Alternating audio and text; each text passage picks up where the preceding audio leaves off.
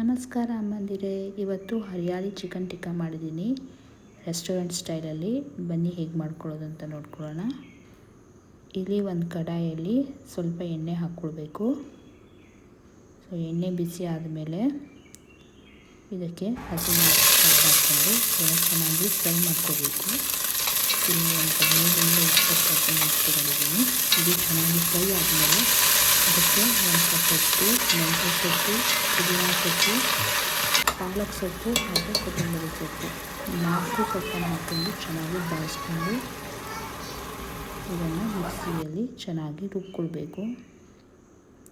ಈಗ ಇದನ್ನು ನಾನು ಬೌಲಿಗೆ ತೊಗೊಂಡು ಇದಕ್ಕೆ ಕಟ್ಲೆಟ್ ಹಾಕ್ಕೊಂಡಿದ್ದೀನಿ, ಹಾಗೆ ಮೊಸರು, ಧನಿಯಾ ಪುಡಿ, ಶುಂಠಿ ಬೆಳ್ಳುಳ್ಳಿ ಪೇಸ್ಟು, ಅರಿಶಿನ, ಸ್ವಲ್ಪ ಚಾಟ್ ಮಸಾಲ, ಗರಂ ಮಸಾಲ ಇಷ್ಟನ್ನು ಹಾಕ್ಕೊಂಡು ಚೆನ್ನಾಗಿ ಮಿಕ್ಸ್ ಮಾಡಿಕೊಂಡು ಚೆನ್ನಾಗಿ ತೊಳೆದಂತಹ ಚಿಕನ್ ಪೀಸ್ ಹಾಕ್ಕೊಂಡಿದ್ದೀನಿ. ಇದು ಬೋನ್ಲೆಸ್ ಚಿಕನ್ ಪೀಸು, ನೀವು ಬೇಕಿದ್ದರೆ ವಿತ್ ಬೋನ್ ಕೂಡ ಹಾಕೋಬೋದು.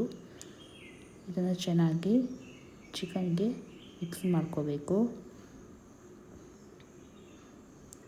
ಸೊ ಇದು ಚೆನ್ನಾಗಿ ಮ್ಯಾರಿನೇಷನ್ ಆಗಬೇಕು. 2 to 3 hours ಇದನ್ನು ಫ್ರಿಜ್ಜಲ್ಲಿ ಇಟ್ಬಿಡಿ. ಇಮಿಡಿಯೇಟಾಗಿ ಮಾಡ್ಕೊಳಕ್ಕೆ ಹೋಗಬೇಡಿ, ಚೆನ್ನಾಗಾಗಲ್ಲ. ಸೊ ಇವಾಗ ಇದನ್ನು ಈ ಥರ